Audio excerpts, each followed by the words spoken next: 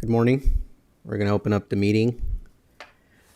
It's 8:04 and I'm going to like to call, so we're calling it to order and we're going to start off with the Pledge of Allegiance. Pledge allegiance to the flag of the United States of America and to the republic for which it stands, one nation, under God, indivisible, with liberty and justice for all. Alrighty. So if we could have roll call. Yes, good morning. Let's see, President Powell will be absent for this meeting. Vice President Estrada, Here. Director Bianco, Here. Director Aguilar, Here. and Director Nelson. Here. Thank you. Okay, moving on. And just a comment for IT. I don't need the iPad anymore. It's all right. It's all right. All right. Moving on to item number 3. Are there any additions, deletions, or adjustments to the agenda? No, sir. Perfect. Moving on to public comments. Do we have any public comments? No, we do not, Vice President. Okay, no public comments. Moving on to consent calendar. Is there any item that the board members would like to pull, or is there a motion to approve? I'll make a motion. I'll second. Go ahead, John. Okay, there's a motion by Director Bianco and a second by Director Aguilar.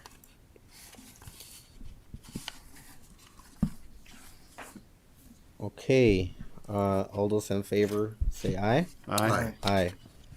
All those opposed? Motion carries. Okay, moving on to the action calendar. We have one item from engineering. Carrie, good morning. Good morning. Okay, so this item is related to the development called Verano, which is in Cathedral City. It was formerly known as Rio Vista. It's been around for more than 20 years. So this item is specific to adopting a resolution which allows the California Statewide Communities Development Authority to form a Community Facilities District, or CFD, within our boundary to finance certain public improvements and developer-related fees for this project. There's also a funding and acquisition agreement that was included with the package that would be executed between the district and the developer. And the resolution just authorizes staff to cooperate with the CSCDA, the state agency, with the formation of the CFD. And this doesn't have any impact to us.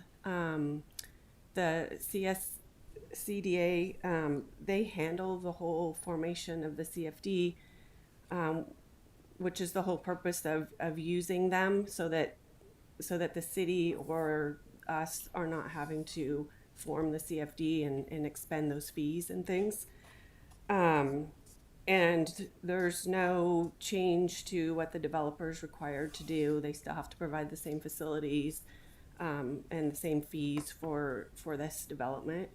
It's just a mechanism for the developer to finance the facilities and the fees, and then they can include that, and pass that along to the homeowners.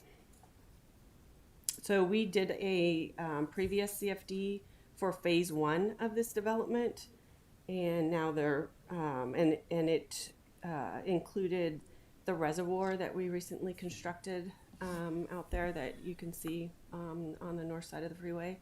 And then this second phase will include the well that they're required to drill for the project, as well as the remaining fees. Carrie, did the developer meet all their obligations in the first phase? Yes. Yes. Thank you. So that's the ask today, is just to adopt this resolution, which It's, itemized here in the board action item. I don't, unless you have any questions, I wasn't gonna read through each Yeah, item. Carrie, you answered the question I had, and just for purposes of understanding if how old this is, because you mentioned it's been around for 20 years. This authority is something that was formed. Oh, the CSCDA, I don't know how long they've been around. They're a state agency, and we have an agreement with them specifically. And then there's developers that meet a certain criteria, and they can then work with this state agency. And so we've had other developers that Use the have- same mechanism, and Yeah. so that agreement that we have with the authority, is that, do you have a sense of how old that is? Is that somewhat new? Is that It's, yeah, probably, I don't know, time flies, probably within the last 10 years. okay? That's fairly new. Yeah. And then, as you mentioned,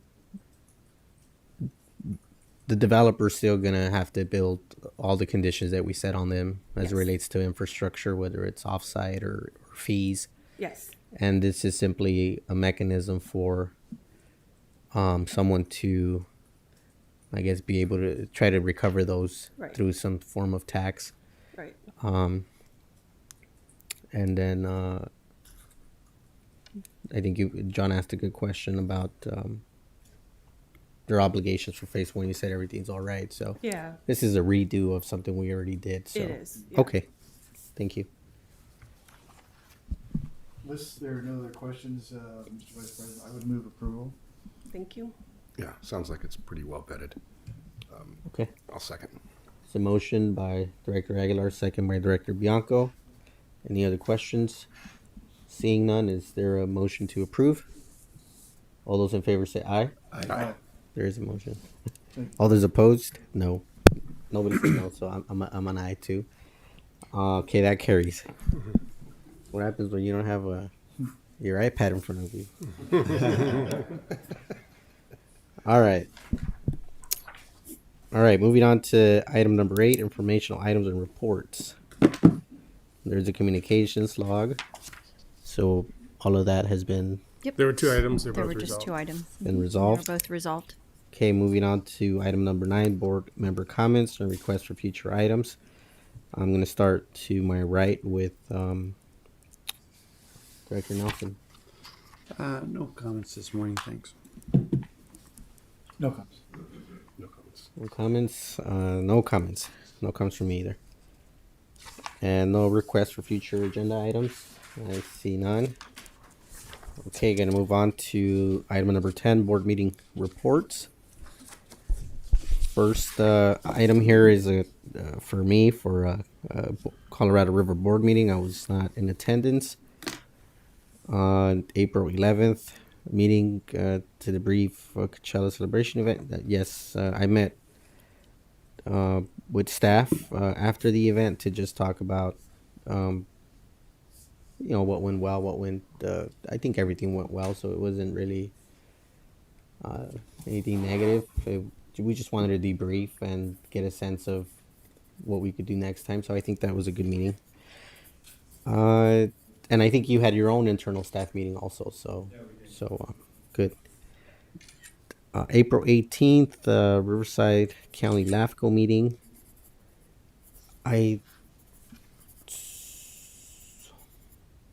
Yes, I had these two meetings together. So I attended this meeting via Zoom at the same location that we were having our Salton Sea Authority meeting. So I was there at both meetings. We went over the budget at LAFCO and just the regular business for the Salton Sea Authority. And next one is April 24th, Director Powell and Director Bianco, the Gulf Water Task Force. Yeah, so I was there and Jim was there, and we went through the water use through March, and then the Gulf and Water Task Force is eagerly awaiting the golf course budgets. They're looking for golf course budgets to kind of guide them on where they stand with water. So they can really see where each course is. The budgets, do they usually get like audited budgets, or is this budgets for their what? It's just audited, it's just budgets for them. So we're not gonna put them on a budget, it's just gonna be a budget so they can see where their water use is, and that they can have a budget that would actually take out some of the non-golf areas, so they can see just golf by itself, and so that they can work on trying to reduce that Okay. water footprint. Okay, makes sense. Thank you for that.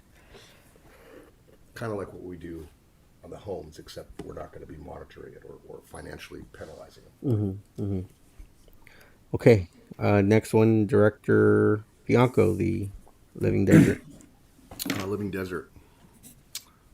We went through president and treasurer reports, and then the biggest part of the meeting was the elections of the trustees for the upcoming year. It's basically the same group that was there the last few years. Okay, thank you. Moving on to Director Nelson, California Water Plan Update webinar. Yeah, that was a rollout of the 2023 California Water Plan that is updated every 5 years by Department of Water Resources. It is a comprehensive look at water supply and demand across the state. It utilizes quite a bit of data and is pretty specific. I was impressed with the report in there. Although I will say, kind of a companion to the California Water Plan is a biannual state water project capability report. It used to be called a reliability report, but I guess not surprisingly, they took reliability out and put capability in there. That report was last produced in 2021, and the 2023 should be out sometime in September, probably, of 24. And that report states that the State Water Project is capable of delivering 55% on average of the Table A allocation. So for example, last year was 100%, and this year is 40%.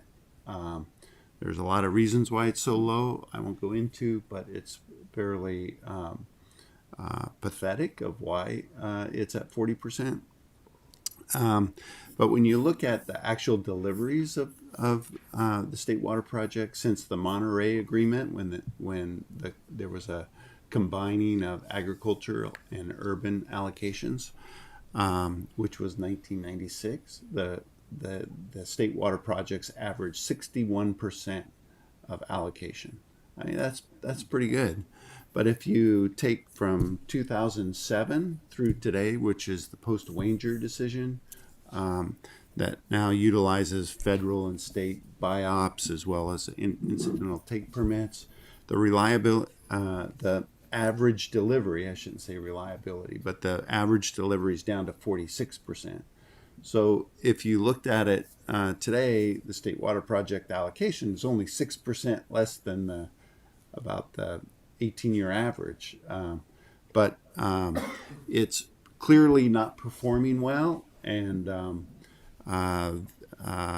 there was plenty of water coming down the system this year that was released out to the ocean that really had some discretionary decisions made by the federal fish agencies that are really problematic to our receiving water on a consistent and reliable basis. So the California Water Plan update was interesting, and through these other factoids in there to kind of get the board and the staff thinking about what can be done in the future about federal and state discretionary regulations that are hurting our allocations in the State Water Project.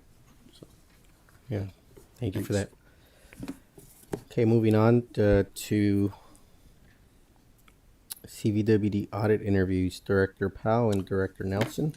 Yeah, so that, as you know, the district's entering into an audit phase of the last year's fiscal year, and so we were interviewed, both John and I, about if we had any concerns about the financial dealings at the district, which I have none. I had none, and we talked with them about the description of how they would be performing the audit.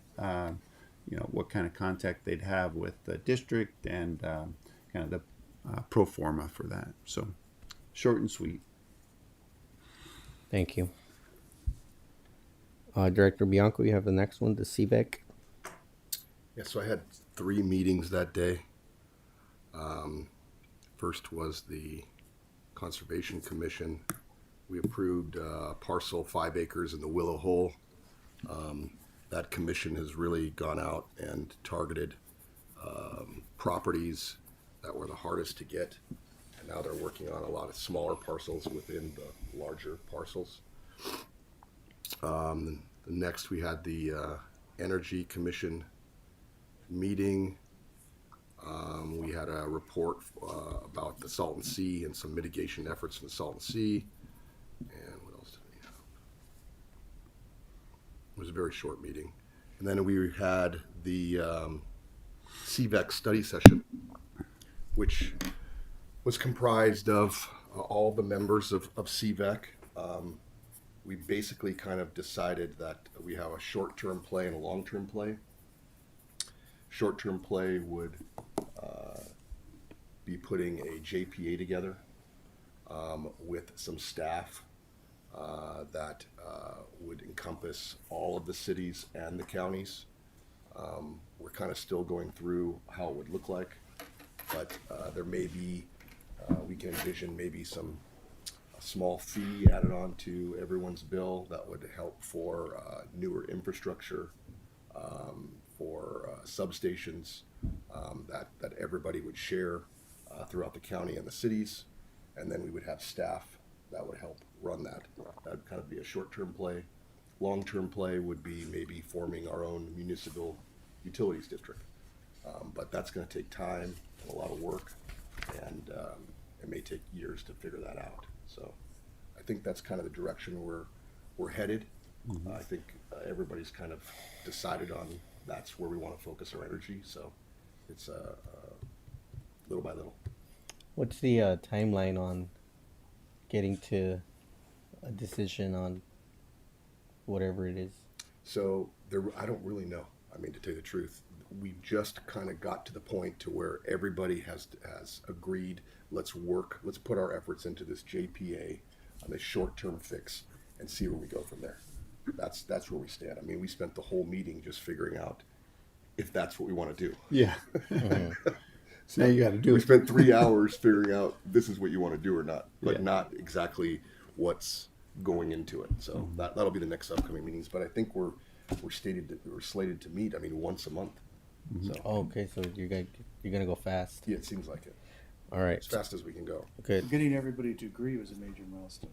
Yes, That's huge. getting everybody to agree. Yeah, that's huge. Good. So I think you reported on those 3 meetings for May 9th, but you had one for April 30th. Did you report on, is that part of the report? Yeah, so Jim and I were interviewed by the administrators who are putting this thing together. We had about an hour interview, and they interviewed every person on CVEC. So whether it was a general manager or a board member, we were all interviewed, and we kind of gave them our input on what we thought were the problems and what needed to be fixed and what we thought about moving forward. So a lot of those interviews came out of what was presented at this last meeting. Which helped facilitate the agreement. That's correct. To That move forward everybody in the kind of path says of we change. need some kind of JPA to get us through this transition period. If there is a transition period, maybe we'll put a JPA together, and maybe it'll work so great that that'll be the new model. We don't know. Okay, thank you. I skipped a meeting, April 24th. That was the Agua Caliente Principals meeting. Director Powell and I were in attendance. It's part of our continuing negotiations with the tribe. And then on May 8th, we had another meeting, a pre-meeting for a meeting that we are gonna have soon. So that happened on May 8th, and then the last one here is for Director Powell. He's not here, so he'll report on that next time. Is there any other additional meetings that are not listed, Director Nelson? Yeah, I attended AQUA, the Association of California Water Agencies, from the 6th through the 9th, May 5th through the 9th, so 6, 7, 8, 9, and it was a good conference. Wade Crowfoot was one of the principal speakers, and we were kind of wondering why he was talking so greatly about the governor. He just kept going on and on and on and so on, he and showed up. lo and behold, there's the governor, right? And so the governor talked to us, and his focus was really about trying. In fact, he said it. He said a couple things that I remember. I had some notes, but I forgot my backpack. But anyway, he said we have to learn. California has to learn to get out of its own way, which that's appreciated. But the other thing was in the time he has left as governor, in the 2.5 years or so, that he's going to expend all the political capital that he has to get the Delta Conveyance Project through. So that's quite a statement made to a water agency convention. So that's his direction, and let's hope he can follow through with that. I did attend a sites update on Sites Reservoir. That was good. Jerry Brown, the other Jerry Brown, I think described it well, as that there's been a light at the end of the tunnel, but they feel like it's getting bigger. That light at the end of the tunnel's getting bigger. And as you know, the state water right application is at the state board, and they're going through a administrative hearing officer instead of the board. So they are feeling that process, it's now scheduled, so it's on the calendar for this year. They hope to hear by early 2026 on a water right. So, early 2025. With they're moving ahead with some property acquisitions and so forth. So that was a good update. Scott managed to get a luncheon set up with Cyrus. So we had a lunch with Cyrus up in at the Capitol, and talked a lot about the Chromium 6 dealings, and I know that there were some discussions this last week, so I'll be anxious to get some updates from the district on that. But he talked about the process and so forth, and it's challenging. I will say one of the other potential legislative things that State Senator Bennett out of Ventura County is proposing are some new well permit regulations that are, I think, specifically problematic for CVWD, in that there are limitations on how close wells can be put into domestic wells, and how deep wells can go, how perforations are regulated within the basin, and it's a blanket legislation that he's proposing that specifically hurts, I think, a district like CVWD, who has done a lot of water management and has a lot of these under control, and for other districts that are being regulated by SGMA that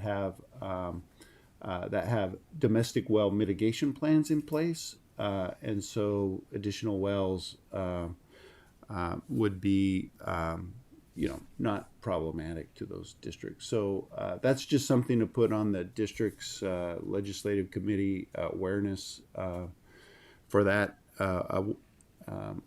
For something like that. Is that something that's going to be introduced this next year? Yeah. Mm-hmm.